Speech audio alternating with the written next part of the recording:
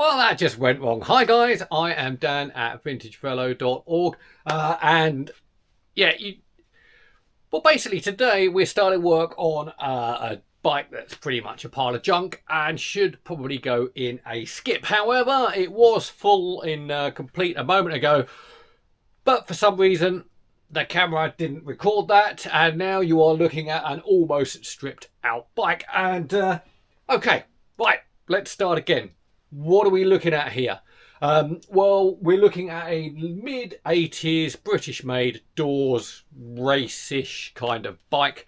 And I got it in response to a few of your questions out there.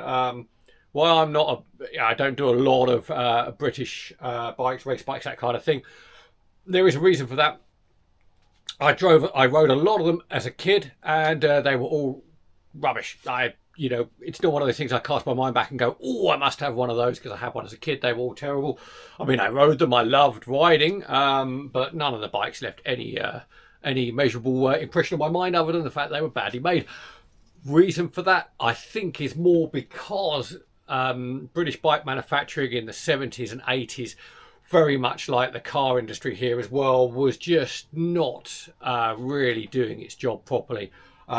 Now, don't get me wrong, before anyone screams at me about Rally SBDUs and top-of-the-range Claw Butlers and things like that, yes, we did make some very good stuff, but the majority of what we made it's a bit naff.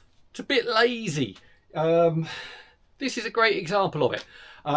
It's a Daws something or other. I don't know what it was because the sticker has gone that said what it was. And overall, it's just,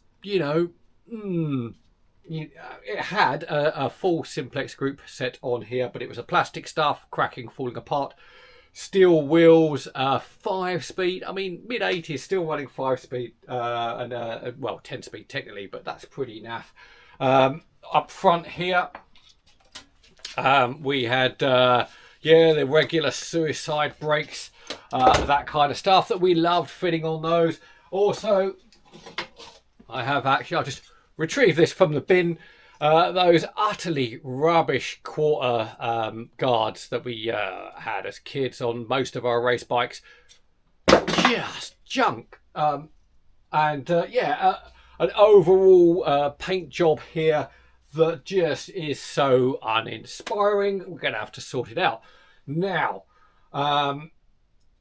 it weighs in at a hefty 12.75 kilo as it was built up.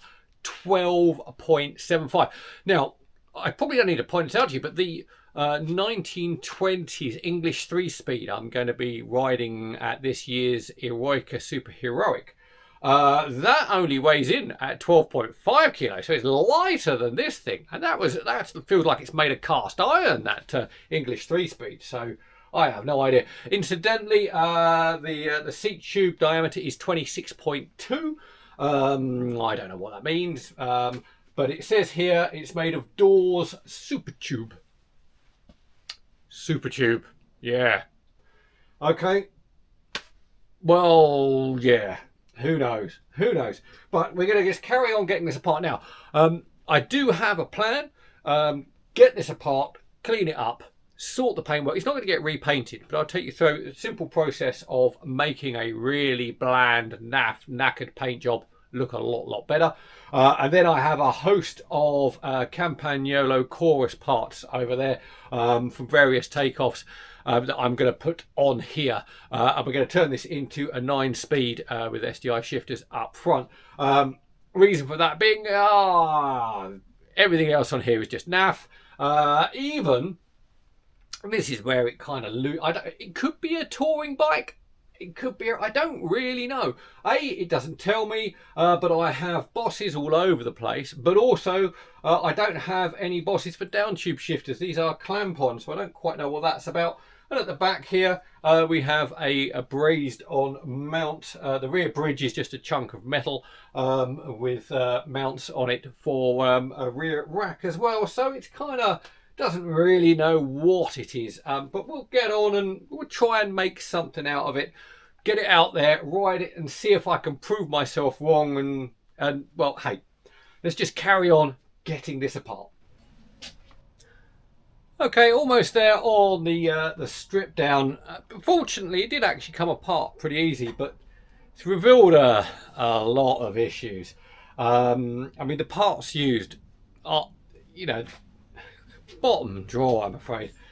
I was going to reuse the headset. There's one part I thought I might save, but the actual headset race on the top here has split and kind of crumbled and fallen apart. So gonna have to have a new headset on here. Also on the bottom bracket, couldn't get that bit off because it's a plastic cover that covers that. It's completely stuck.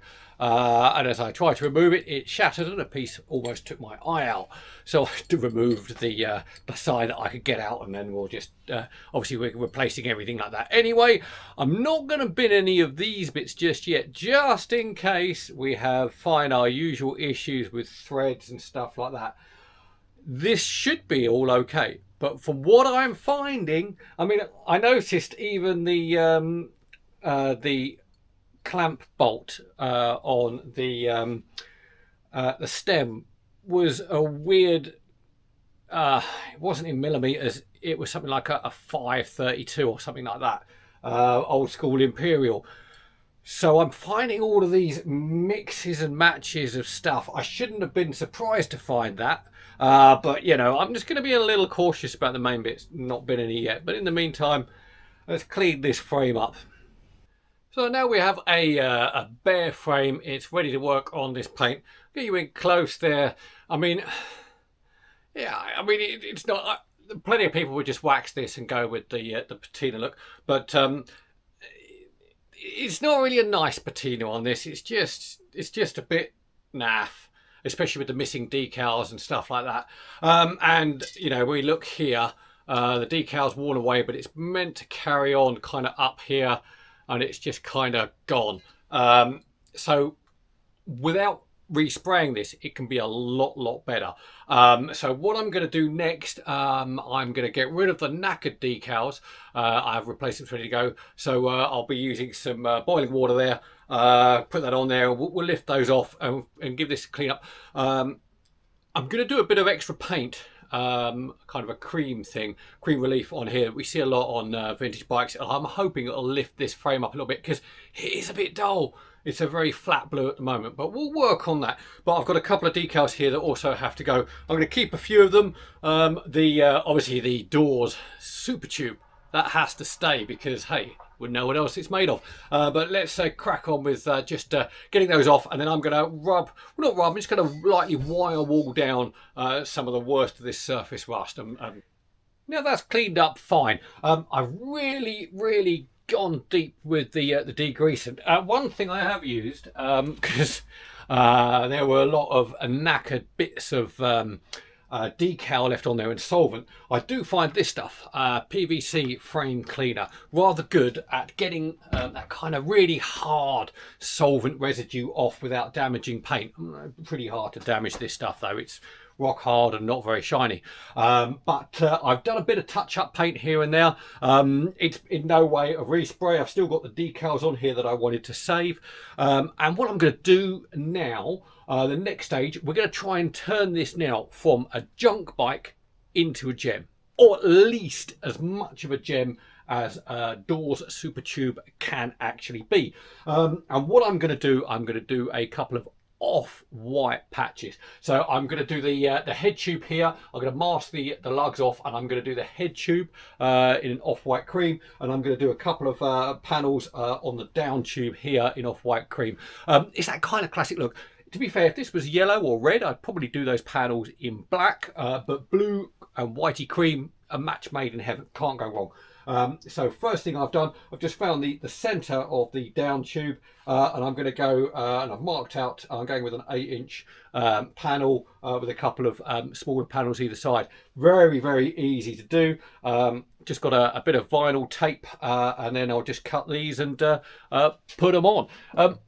Your overlaps, whenever you're doing anything like this, very simply, make sure you overlap at the back, you know, where the wheel, no one's really, so if it doesn't quite match up, no one's going to see. Really doesn't matter, you know. And on a bike like this, you know, no one's judging anything.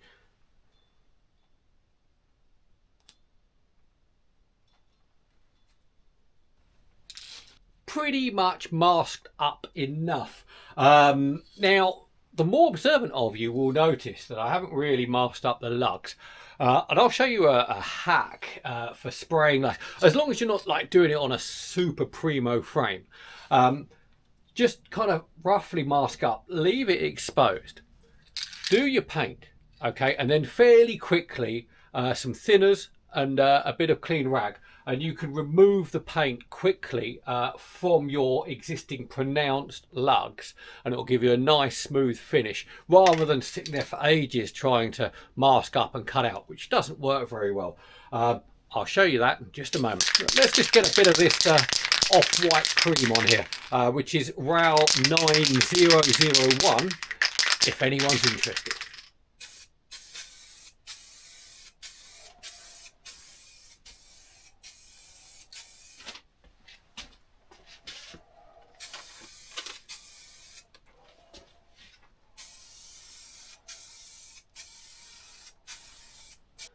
Stripped off the masking, now I'm just going to remove the overspray from the lugs. Bit of thinners, clean rag, a little bit of time, we'll soon have this off.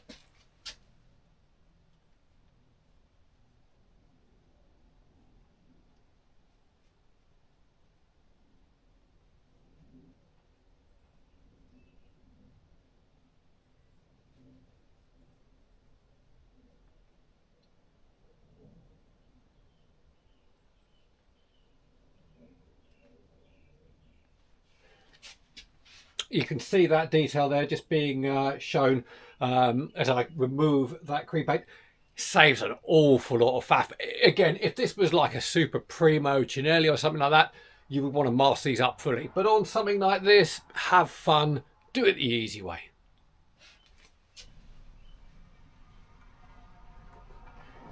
Now with those decals on there, we can go ahead now with my favourite part. We can transform the look of this original. I mean, it's kind of just a flat gloss blue that's no longer gloss blue because there's no gloss really left in it. And, you know, it's not been repainted, so it's still got a lot of its sin showing. We can kind of make this look a lot kind of sexier with a bit of my favourite pearl silver. And that's just basically a very fine metallic suspended in a lacquer. And we're going to give this a couple of coats of pearl silver all over the whole thing. And then it'll kind of go a bit matte. And then we'll go over it with a couple of coats of gloss lacquer, clear coat. And then it should be transformed with just a little kind of silvery metallic luster. That's what we're looking for. Luster.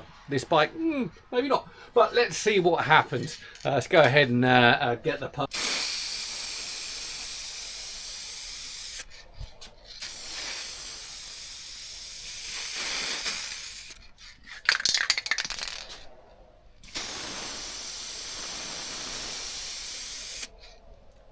Now we are back after a few weeks break on this build. Main reason being, if you caught the video of "oh no, I have wrecked the paint on my bike," you'll know what happened to this when the second clear coat reacted badly and gave me a ton of work to bring it back around. But it looks really great. It's still the original paint. It's still got plenty of flaws showing through, original stickers here and there, stuff like that. So it's still got that originality, but just with an added bit of pep, which is what I wanted to go for. Now we are ready to go ahead and get this built up. Now I have junked the majority of the parts that were on this bike because they were just bad, really bad. I think that's one of the issues I have with a lot of this kind of stuff that I rode as a kid. Just the parts were just bad. So what we're going to do, I'm going to give this one a fighting chance. I just had from a previous bike strip down a full set of Campagnolo Chorus 9-speed. So we are going to go ahead and we are going to fit this up with a lovely set of Chorus Campagnolo throughout. A couple of little bits here and there. I'm also going to swap out the stem and bars for a Cinelli 1A 120 on there, or 130 I think. That'll go on there. Nicely set this up well. There are peculiarities about these Dawes frames, and at Issue Velo Vintage last week, I was checking out a couple of other Daws there, and they had the same thing. Despite being a mid-80s build, you didn't have any sort of lug to take a down tube shifter. So, you know, that was, again, banned on there. Not a problem on this. I've got some really nice, I'll probably get you in close. There's some really nice clamp-on Brtish fittings to allow cables to go through. So that's a neat little part there. It's a Tektro part. I had to get it from America, but it works. Also, no bottle mount, no cage mount nuts on here. So I had to kind of go old school and clamp on there as well. Likewise, no derailleur mount. Like, who doesn't fit a regular 10mm fine derailleur mount? But they didn't. So I've got a clamp on, again, a bolt on part there. It gets me over that. But what they did do is they festooned it all over the shop with cable guide ends. So I don't really know. I'm sure there's logic behind this practice somewhere. Just, you know, a couple more brazons here and there would have made this, you know, a much better thing. But we'll go ahead now. I'm going to start off bottom brackets. I've junked the old one that was there, and I've got a nice replacement Campagnolo one, cartridge one, going to go in here. So hopefully, you know, we'll get this together pretty quickly. Yeah, bottom bracket went in there. I had to take my little time a little bit. The right hand thread probably could have done with chasing through. Just didn't want to engage properly to start off with. Took my time, took it back out, cleaned it up, popped it back in. Now we're good. Whenever you get anything like that, just take your time, don't rush. Obviously, we now got the chorus cranks going on, and as ever, you know, just check your clearances before you clamp anything up.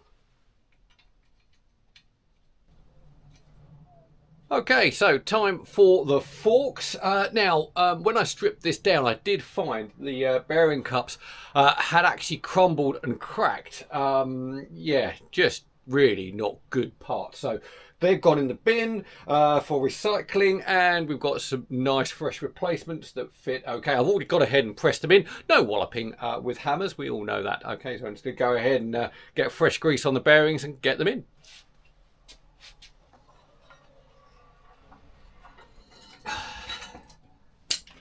Oh, on the floor. We'll come back to this in a moment. Now here's a handy part I don't use very often. It's a 1-inch fork thread tube tap, and it's very handy. There just seems to be some kind of little bit of damage on the top of the thread on the fork, so we just cut through and really kind of clean it up with one of those. I hardly ever use it, but they're kind of handy thing to have lying around. So, progress report. Some good, some challenging. Had to change the headset completely. The one I was using was just too high on the stack, and it wouldn't allow me to clamp that down in the end. So I've had to order up another one, and as ever with anything like that, it takes an age to arrive. Also, I've gone ahead and put on just a couple of peripheral parts, derailleurs, brakes are bolted up. All of that's kind of gone together fine, because obviously Campagnolo, so we like that. But one issue I do have is that as the cables come down, as we know, there's no bosses here on the down tubes, but also as they come down here, we've got braze-on kind of bits for the cables, and that's fine on the, we've got a, you know, male and female on the rear derailleur. But on the front derailleur, I've only got a male only. So I've had to kind of hunt around. I did order a part again, but it hasn't arrived, so don't let that stop you. I'm going to try and put this little band on part here that I took off the original build. It was up here, but I'm going to try and put this kind of down here somewhere to get that, that cable round and facing upwards for the front derailleur. A little bit tricky, bit fiddly, but you know, hey, I think that's this bike all over. Not the prettiest, but it does at least work. So we come down here off of the ergo lever, then we're down here onto this Tektro part cable guide that then gets us down to there, which we then go under here like so, and then back out and along, and finally into our Campagnolo rear derailleur. Bit of a faff. I mean, I don't really understand what the setup idea was originally. They're certainly a lot easier. And bear in mind, this is 1985, so, you know, we went to the moon in 1969. So, you know, who knows? But we are getting there. Brake lines, let's get those. So finally, pretty much there, just going to pop the wheels and chain on. Now, long gone are the super heavyweight steel rims that were on this Daws when it came in through the door. We are going with some much nicer lightweight aluminium Ambrosio Evolutions on this one, with some nice new 25mm Michelins on here as well. So we should be upping the ride quality throughout as we go. I'm going to pop these on there, get the chain on there, indexed, and then it'll be soon time to get it out on the road, give it a quick test. The reason why I didn't just toss this bike in the skip was to banish some of my childhood demons about British made bikes. And this is really, really not helping.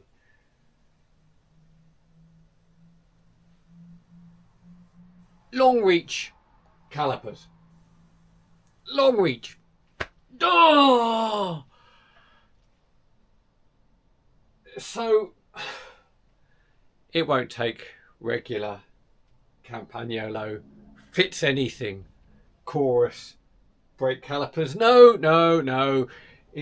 I have to be putting back on the long reach flexi, because trigonometry, the longer that bit gets, goes down, the less force that can apply. So rubbish brakes have to go back on. Right, so I've sorted out that brake issue. I've just cleaned up and put the old Weinmann long reach calipers back on for the time being. Yeah, when you check, it does turn out, oh, I should have known this, Campagnolo from around that 80s, 90s era, as soon as they go from super record on to record, they get very short reach. Now, I can get around that. There is a brake kind of block pad adaptery thing that basically is a set of pad holders that are offset and give you an extra 10mm. So I may well order those up so I can swap these back. But yeah, it just drops your reach by 10mm, which would do the job nicely. But they've got to come from China. That's another 2 weeks. So, you know, I just thought for the time being, I want to get out there and ride this and get this underway and see what I think of how it goes. We're now back and complete. So the next thing to do, no hanging around, gonna get changed, get this out on the road and see how it goes. So finally we have this 1985 Daws vintage racer out on the road. First impressions, well, obviously changing onto a Campagnolo Chorus group set is definitely the way to go on one of these. It's a lot more pleasant a riding experience with like a 9-speed ergo power set of shifters all working nicely. Definitely kind of makes up for the extra pork, because this thing, despite all the work and the lighter parts on here, still weighs in at 11 kilo dead. I would have expected something closer to 10 or just below with this kind of finishing kit on here. So, you know, the kind of chrome moldy frame on here is definitely making me heft around an extra kilo or so. It's also, you know, it's quite pleasant to ride, I'll be honest. I thought it might be a little more comfortable. Low speed, it's really nice.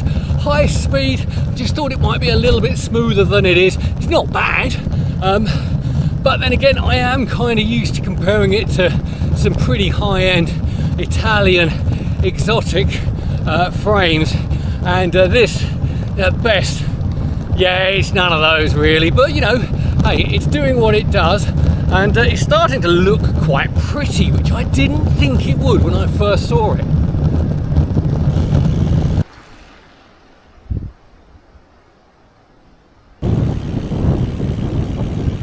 Now there is one thing we should definitely talk about. I mean, yeah, it's definitely improved in looks. However, these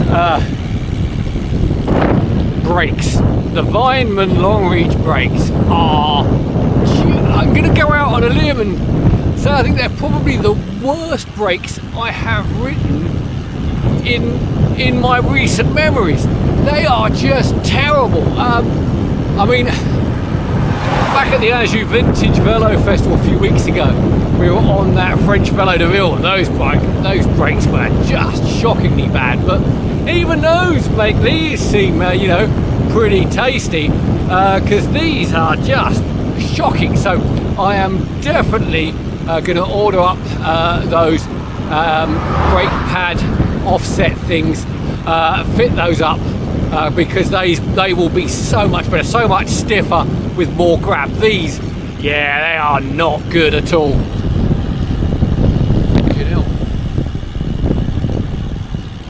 Yeah, no, I mean, they are really, really.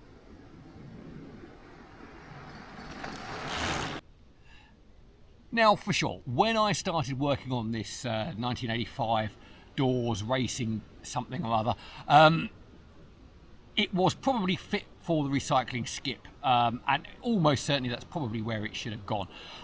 The parts were absolutely shot through, the paint was dead, and it really was not an attractive prospect of a bike. And also, I'm going to have to admit it, I have to take it on the chin here, my preconceived ideas of English race bikes, apart from a few thoroughbreds, from the 70s and 80s period, is really not good.